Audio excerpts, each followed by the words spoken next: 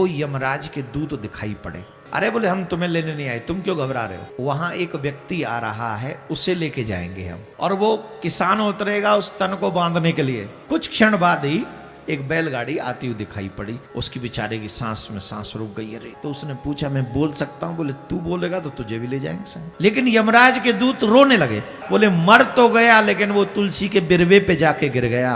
सोचो तुलसी महारानी का कितना बड़ा। आपसे मेरा एक निवेदन है, माथे से तिलक एक भी दिन मत हटाओ, आपको नरक जाने से बच जाओगे। जो दिन निकल रहे हैं आपके जीवन के, ये वापस आने वाले नहीं है। तुलसी का महत्व तो सुनो क्या है, कितना बड़ा है। एक बार एक किसान खेत पे जा रहा था, तो खेत पे जब जा रहा था तो अचानक से उसे दो यमराज के दूत दिखाई पड़े। वो डर गया, वो समझ गया ये यमराज के दूत है। वो डर गया और उसको लगा ये मुझे ही लेने आए। ओ भैया हमको क्षमा कर दो, बच्चे छोटे छोटे छोटे बहुत छोटे बच्चे हैं। अरे बोले हम तुम्हें लेने नहीं आए, तुम क्यों घबरा रहे हो? बोले हमको तो लगा हम ही को लेने आए। बोले नहीं नहीं, तुम्हारा समय नहीं हुआ अभी, और किसी को लेने आए। तो इसका बेचारे के सांस में सांस आई, दम में दम आया। बोले अच्छा अच्छा अच्छा, पर तुम आए क्यों हो?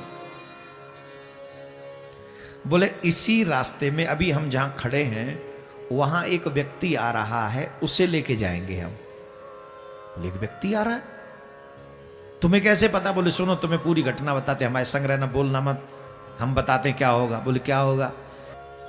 तीन चीजें फिक्स हैं मौत की, टाइम, प्लेस, कहां मरेंगे, स्थान, और रीजन, कारण। तो उन्होंने यमराज के दूतों ने बताया, बोले सुनो यहां एक व्यक्ति आएगा बैलगाड़ी में, और यहां एक बैल का तन टूट जाएगा। तन समझते हो? बैल के पेट पे होके रस्सी जाती है एक, उसे तन कहते हैं हमारे यहाँ।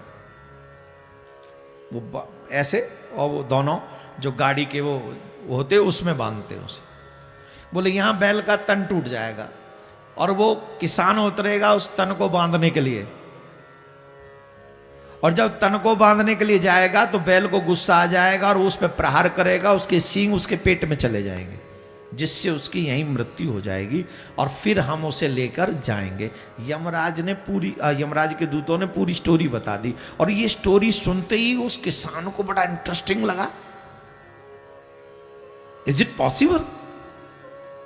बोले मैं देख सकता हूं। बोले हाँ तुम्हारे आगे घटना घटे, बोलना मत, बस तुम बैठो या देखो। बैठ गए, बैठ गए। इतने में कुछ क्षण बाद ही एक बैलगाड़ी आती हुई दिखाई पड़ी। उसकी बेचारे की सांस में सांस रुक गई। अरे ये तो सच्ची में आ गई, कहीं मर न जाए। इतना सोच ही रहा था कि बैल का तन भी टूट गया, वो रस्सी टूट गई। अब रस्सी टूटी तो उसको लगा ये तो सच्ची घटना होने वाली है। तो उसने पूछा मैं बोल सकता हूं? बोले तू बोलेगा तो तुझे भी ले जाएंगे संग। अब बोल। बोले नहीं नहीं नहीं मैं नहीं बोल रहा, देखता हूं। देखता रहा चुपचाप। ठीक। अब वो रस्सी टूटी, वो किसान उतरा, और किसान उतर के वो रस्सी बांधने लगा, और रस्सी बांधते ही बैल को गुस्सा आया। इतना गुस्सा आया, इतना गुस्सा कि उसने दोनों सींग किसान के पेट में जोर से मारे। इतना जोर से टक्कर मारा कि वो किसान दूर जाके गिरा। अच्छा वो गिरा और वो मर गया, लेकिन यमराज के दूत रोने लगे।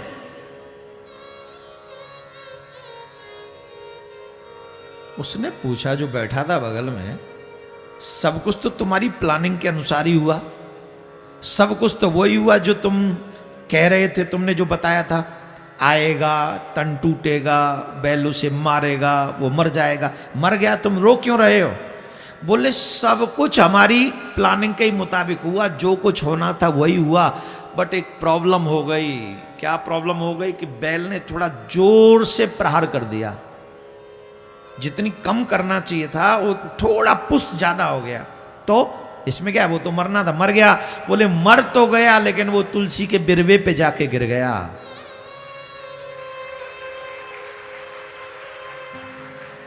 वो तुलसी के बिरवे पे जाके गिर गया, अब हम उसे छू नहीं सकते। वो तो हो गया कल्याण उसका, वो मुक्त हो गया। हे सनातनियों, सोचो तुलसी महारानी का कितना बड़ा कार्य आपके जीवन में है। जिस व्यक्ति की मृत्यु के बाद अंतिम संस्कार सूखी हुई तुलसियों की लकड़ी से कर दिया जाए, वो भी नरक में गया हो तो वापस आ जाएगा। इतना प्रभाव है तुलसी की लकड़ी का। और एक हम है कि सुबह शाम तुलसी को दीप जलाने में हमें शर्म आती।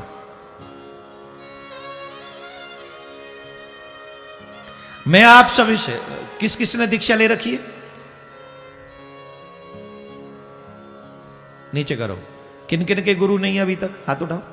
जिन्होंने गुरु दीक्षा नहीं ले रखी, गुरु मंत्र नहीं ले रखा, हाथ उठाओ। जिन्होंने अभी तक नहीं ले रखा, मतलब ये भी शर्म आ रही, पता है हमें मालूम नहीं लिया कि नहीं हमने। मेरा कहना मानो, जिन्होंने गुरु दीक्षा ले रखी है वो भी, और जिन्होंने नहीं लिया उनके लिए दूसरी बात।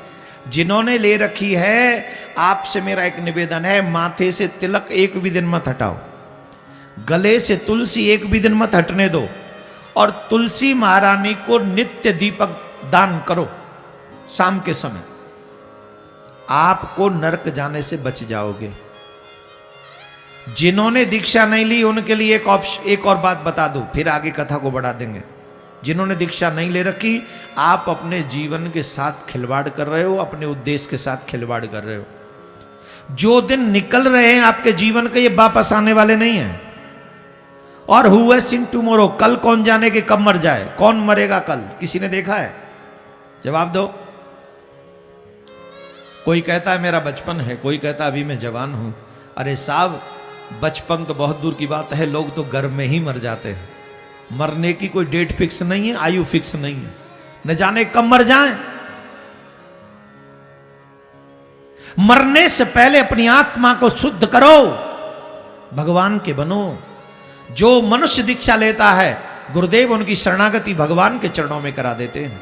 और जब व्यक्ति की शरणागति हो जाती है, तुलसी प्राप्त हो जाती है, तिलक प्राप्त हो जाता है, मंत्र प्राप्त हो जाता है, व्यक्ति नरक के दरवाजे बंद कर देता है। अभी तो हम बहुत सारे काम कर रहे हैं जहां से नरक के दरवाजे खुल जाएं। खोल तो रहे हैं, बंद करने का कोई प्रयास नहीं। एक एक श्वास जात लाख लाख हीरा की, एक एक श्वास जात। बीती हुई सांस को कोई वापस नहीं ला सकता, कोई भी नहीं। इसलिए काल करे सो आज कर, आज करे सो अब, पल में परले होएगी बहुर करेगो कब। जिन्हें भगवान से मिलना हो, जिन्हें भगवान से प्रेम करना हो, जिन्हें अपने जीवन का कल्याण करना हो, उन्हें सबसे पहला काम गुरु मंत्र लेना चाहिए। उसके बाद कंठी या रुद्राक्ष धारण करना चाहिए, तिलक या त्रिपुंड।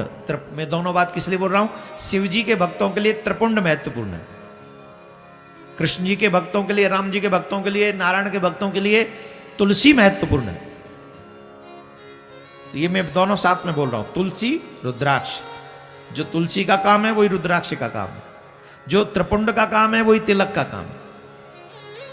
और भगवान का नाम तो दोनों ही महत्वपूर्ण है, दोनों ही लाभकारी है। इसलिए हमें भगवान का नाम गुरु मंत्र से ही प्राप्त हो, वही जाप ज्यादा करना चाहिए। तो इस बात का ध्यान रखें। यमराज ने कहा, धर्मराज ने, कि ऐसे ऐसे लोगों को तुम हमारे यहां नहीं लाओगे। तो यमराज के कहने पर वो बहुत सुंदर यमराज के दूतों को शिक्षा मिल गई। और उसके बाद में यही गुणनिधि,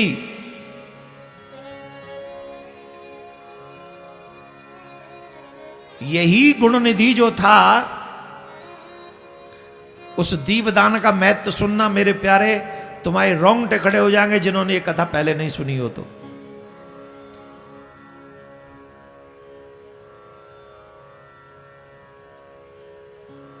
वह शिवलोक के बाद में एक राजा बनाकर, और वो राजा बना विश्रवा के पुत्र वैश्रवण के, वो जो पुत्र बना राजा बना के। और जब वो राजा बना इस मृत्युलोक पे, तो जानते उसने क्या कहा? उसने कह दिया प्रत्येक व्यक्ति शिवालय में दीपक जलाएगा। क्या करेगा? प्रत्येक व्यक्ति शिवालय में।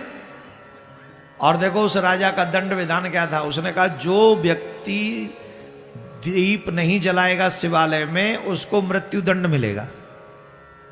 ये तो शुक्र है उस समय की बात थी, आज के समय की बात होती तो महाराज पता नहीं क्या तमाम लोग आ जाते, उस राजा पे आक्रमण कर देते। आज वो सीट पे बैठा हुआ राजा अगर यूँ कह दे कि रामायण जरूर पढ़ानी चाहिए स्कूलों में, कोई किसी प्रदेश का मुख्यमंत्री कह दे तो तमाम लोग निकल के आ जाएंगे। तुम्हारी हिम्मत कैसे हुई सेकुलर कंट्री में रामायण पढ़ा रहे हो? कितना दुर्भाग्य हो गया बताओ। हम रामायण नहीं पढ़ा सकते अपने बच्चों को, वो रामायण नहीं पढ़ा सकते और सारे चरित्र पढ़ा देंगे, हर गंदी चीज पढ़ा देंगे, पर रामायण नहीं पढ़ाएंगे, जिससे बच्चों का निर्माण हो जाए। हमारे बच्चों का ही दुर्भाग्य, क्या करें, ऐसा समय आ गया। राधे राधे बोलना पड़ेगा, जोर से बोलना पड़ेगा और जोर से बोलना पड़ेगा। उस राजा ने अपने राज्य में यह अनाउंस कर दिया जो शिवालय में दीपक दान नहीं करेगा, दीपदान नहीं करेगा, उसे मृत्यु दंड मिलेगा, उसे मार दिया जाएगा। सारी प्रजा दीपदान करती है, सारी प्रजा बड़े आनंद के साथ। और वही राजा मरणोपरांत कुबेर बना।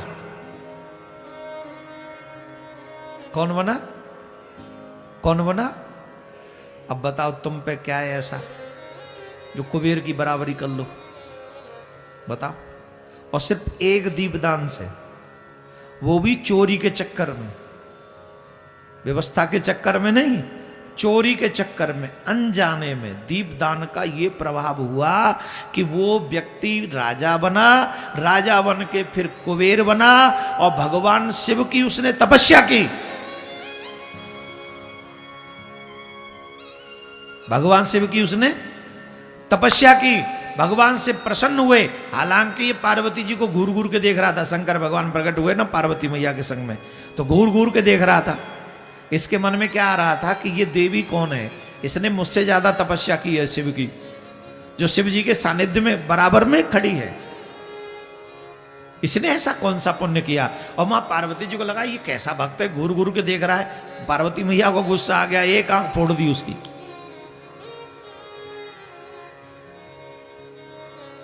एक आंख फूट गई, पिंगल नयन हो गए। अच्छा वो तो दूसरा भी नेत्र लाल लाल हो गया था, वो भी फूटने ही वाला था। शंकर भगवान ने कहा क्या कर रही हो देवी? बोले ये मुझे घूर घूर के देख रहा है। अरे ऐसे नहीं, वो तुम्हारे भाग्य को देख के थोड़ी परेशानी हो रही है उसको। वो ये सोच रहा है कि ये इनका ऐसा कौन सा पुण्य है जो बाबा का इतना सानिध्य प्राप्त है, मैं ऐसा क्या। और उसकी वो भावना है, तुम्हें दूसरे भाव से नहीं देख रहा है, तुम्हारा पुत्र है।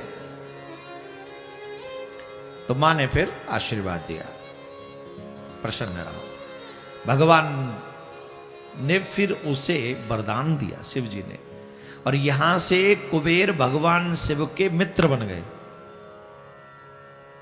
क्या बन गए? मित्र बने। और मित्रता ऐसी कि अलकापुरी के पास ही कैलाश में शंकर भगवान जाके बस गए। बोलो शंकर भगवान की जय।